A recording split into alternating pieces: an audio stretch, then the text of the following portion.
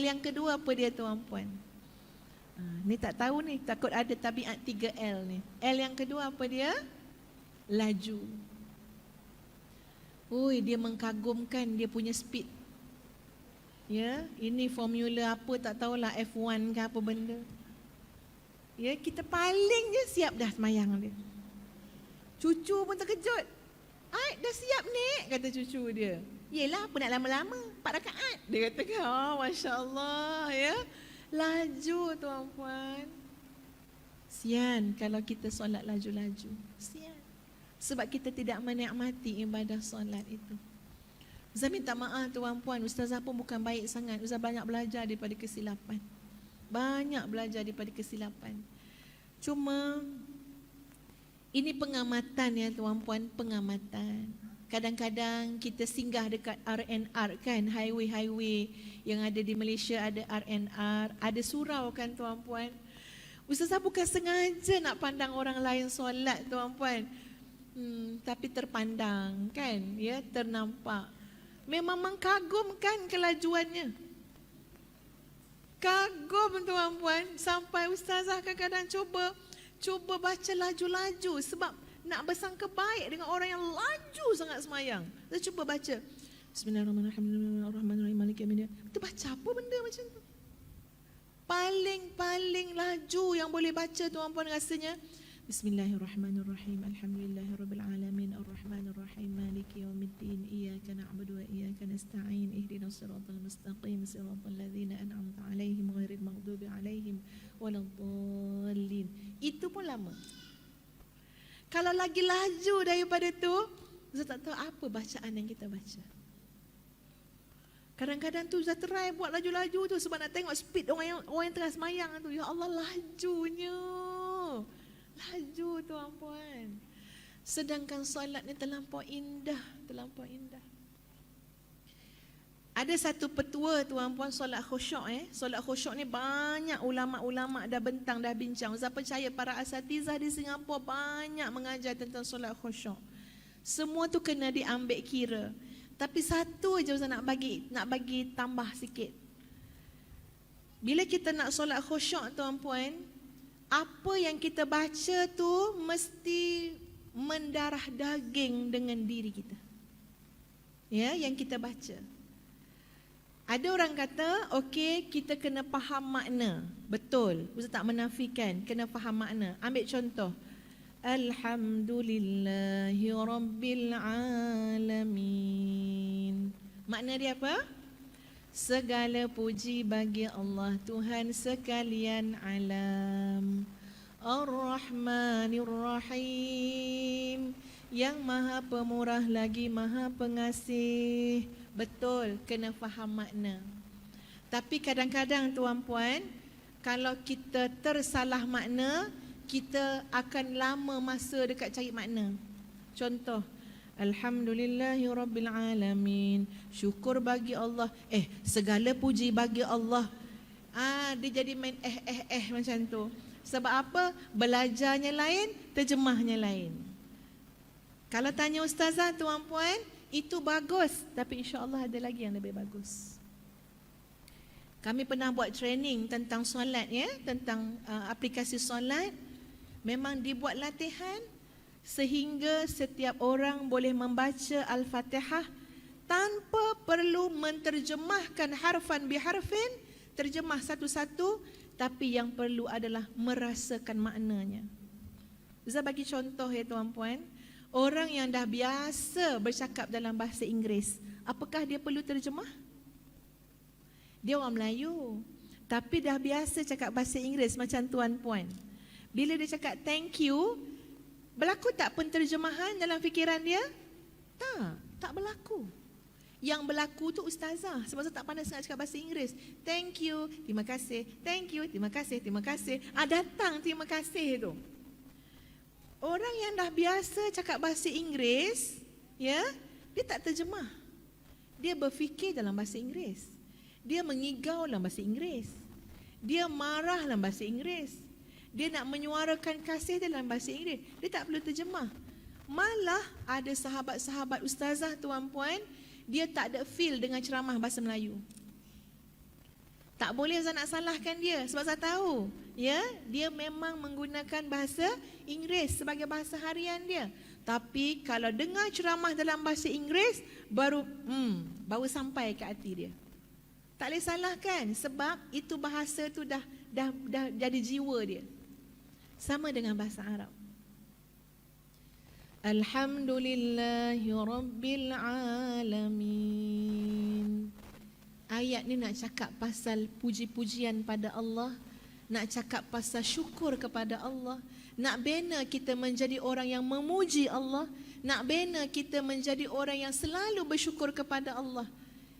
Hanya menyebut Alhamdulillahi Rabbil Alamin, datangkanlah segala energi untuk menjadi manusia yang bersyukur. Tak payah terjemahkan.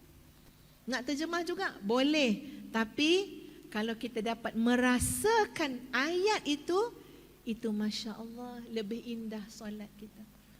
Alhamdulillahi Rabbil Alamin. Terasa, ya Allah, syukur aku kurang, ya Allah. Ya Allah, aku kurang puji Engkau, ya Allah. Itu yang kita rasakan. Ar-Rahmanir Rahim. Terasa kasih sayang Allah. Allah Maha Kasih kat kita. Kerana kasih sayang Allah lah kita berdiri menunaikan salat. Kerana kasih sayang Allah lah kita berada dalam rumah Allah. Terasa. Kalau kita sampai tahap terasa, tuan-puan, insya-Allah tidak berlaku salat laju-laju. Ya? Solat tu rasa, ya Allah, tak nak keluar rasa daripada ibadah solat. Sedapnya, lazatnya. Tuan-puan, Nabi SAW sendiri ada banyak bacaan-bacaan yang Nabi baca ketika tahiyat akhir, ketika rukuk, ketika sujud, ketika i'tidal. Sebab itu solat Nabi, tuan-puan sekalian, lebih lama daripada solat kita. Khususnya bila Nabi solat sunat. Kalau solat fardu kena diraikan makmum, ya. Jadi jangan terlalu panjang. Tapi kalau solat sunat, Nabi SAW pernah solat sunat tahajud. Diikut oleh seorang sahabat, Abu Dhar ikut, tuan-puan. Nabi pun lepas baca Al-Fatihah, Nabi start baca Al-Baqarah. Alif Lam Mim. Kalau kita makmum berdebar dah tu. Ya, ini surah apa ni, ya? Dia yang tak berdebar, Qul huwallahu ahad. Lega. Ya, kita pun perut lapar ni. Sungguh Nabi SAW jadi apa ni, solat sunat Alif Lam Mim. Maka sahabat pun kata, bila dengar Nabi baca Zalikal kitabu la raiba fihi hudan lil muttaqin, surah Al-Baqarah, mungkin Nabi akan berhenti pada ayat yang ke-200. 200 rakaat pertama. Tiba-tiba Nabi tidak berhenti ayat yang ke-200. Nabi teruskan lagi. Oh, mungkin Nabi akan berhenti pada pengakhir surah Al-Baqarah. Tidak, Nabi sambung lagi. Bismillahirrahmanirrahim. Sambung surah Ali Imran. Masya Allah. Tuan-puan, ya, macam mana kita nak habis surah Baqarah ni, surah yang sangat panjang dalam Quran. Duduk baca luar semayang pun payah. Ya, ini kan nak solat, nak berdiri tu, Allahu Akbar. Dan lepas habis Ali Imran baru Nabi sujud. Nabi rokok dan sujud meraihkan, tuan-puan, biar balance juga dengan lamanya berdiri tadi. Jadi jangan pula rokoknya terlampau sekejap, sujud terlampau sekejap. Nabi imbang biar lebih kurang juga macam berdiri tadi. Masya Allah. Itu solat Nabi. Bukan fikir nak cepat-cepat, Assalamualaikum warahmatullahi, lega dah semayang isyak dah. Tak. Kita kadang-kadang macam tu kan, dia rasa lega, dah semayang dah. Suami tanya, semayang dah Timah? Dah, kita dah semayang dah. Berapa minit? Seminit. Ya, 4 rakaat. Itu tak jadi satu perkiraan pada kita, padahal Nabi solat. Saya teringat, tuan-puan, Ada satu kisah diceritakan oleh seorang pelajar daripada Indonesia. Ya, dia cerita, dia kata pada satu malam bulan Ramadan, dia ikut kawan dia orang Arab, ajak dia pergi solat dekat satu masjid. Tak ingat nama masjid tu di Mesir. Masjid tu dia kata di kalangan pelajar Indonesia, pelajar Asia Tenggara tahu masjid tu. Tapi jarang orang Asia pergi. Sebab masjid tu dikenali sebagai masjid tempat para hufaz murajaah Quran semasa tarawih. Jadi orang-orang al-hafiz ni pergi masjid tu lah sebab dia nak mengulang Quran. Yang tak al-hafiz ni tak nak pergilah, ya. Tapi sebab malu dengan sahabat yang mengajak ni, sahabat tu pun dah kira tahap tuan guru pada dia, dia pun pergi jugalah. Dan dia kata betul lah kenapa jarang orang Asia ke masjid tu. Bayangkan tuan-puan, dalam tempoh 2 atau 3 hari khatam 30 juzuk tarawih dia. Dia tarawih sampai tengah malam bersambung terus, ya, qiyamul lail. Tarawih tu sendiri pun dah qiyamul lail dah, ya, daripada isyak sampai subuh tu sambung. Dia kata rakaat pertama dah menyesal dah. Rakaat pertama tu dah terfikir dah. Habis rakaat kedua ni confirm aku cari masjid lain. Rakaat pertama. Ya. Sebab terketar-ketar kepala lutut berdiri. Tak habis-habis. Puas berharap rokok. Tak rokok. Jadi memang putus harapan lah, ya. Jadi memang terfikir dah. Lepas je 2 rakaat, memang aku kena keluar, kena pergi sambung tarawih kat tempat lain.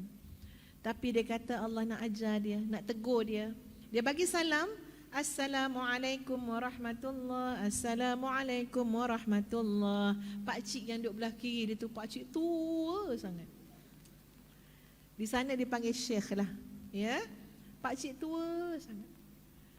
Allah bagi dia rasa malu pada pakcik tua tadi. Malunya nanti kosong saf tu kalau aku keluar. Lepas tu tak masuk-masuk pula tu. Ya? Malu dengan pakcik ni. Tak apalah, buatlah lagi 2 rakaat. Sebab masjid tu tuan-puan, 4 rakaat berhenti, 4 rakaat berhenti, 4 rakaat berhenti. Bukan berhenti sikit-sikit, siap boleh minum kopi lagi. Ya, dia betul-betul istirahat lah, ya. Jadi katanya sahabat tadi, tak apalah, habis 4 rakaat barulah boleh ni lah, boleh balik, boleh tanpa orang sedari lah konon, ya. Konon nak ambil kopi tapi lari kan, ya. Jadi dia sambung lagi 2 rakaat. Dia kata, ya Allah, lamanya tarawih kat masjid ni, ya. Tapi sebab mikirkan azam nak keluar lepas 4 rakaat tadi, okeylah. Tuan-puan, habis 4 rakaat, dia tengok pakcik tadi relax je. Dia telah tanya satu soalan pada pakcik tu. Dia kata, apakah tuan hafiz Quran? Dia tanya soalan. Pakcik tu kata, tidak. Saya sedang menghafal, tapi belum habis 30 juzuk. Okey, tanya soalan kedua. First time ke? Ya, dia ingat macam dia kan, ya? First time ke? Pakcik tu kata, tidak, hampir 15 tahun jamaah tarawih di sini. Jadi sahabat tadi ditunjuklah muka macam orang apa? Terkejut beruk kan, ya? Terkejut tu, 15 tahun. Pakcik tu senyum. Pakcik tu tua. Dia kata pakcik tu cakap macam ni. Pakcik tu kata, tahu tak apa beza di antara kamu wahai anak muda dengan kami orang-orang tua dalam masjid ini? Dia tanya soalan. Tahu tak apa beza kamu wahai anak muda dengan kami orang tua-tua dalam masjid ni? Dia kata apa bezanya tuan? Dia kata kamu berdiri tarawih solat menggunakan tenaga, tapi kami berdiri solat tarawih menggunakan iman. Kamu pakai tenaga, lain keputusan dia. Kamu pakai iman, lain keputusan dia. Kamu tidak akan mampu berdiri lama untuk solat kalau semata-mata mengandalkan tenaga, tapi kalau dengan iman, ya insya-Allah boleh. Kata anak muda tadi tuan-puan, dia kata apa? dia malu nak lari lepas ambil kopi. Sebab apa? Sebab menjawab soalan dia, kenapa aku susah sangat nak berdiri, nak lama-lama solat? Padahal ni orang muda tuan-puan. Beza dia apa? Solat bukan semata-mata pakai tenaga. Solat pakai iman. Kita tengok tuan-puan, ada orang pakai wheelchair datang solat jemaah kat masjid.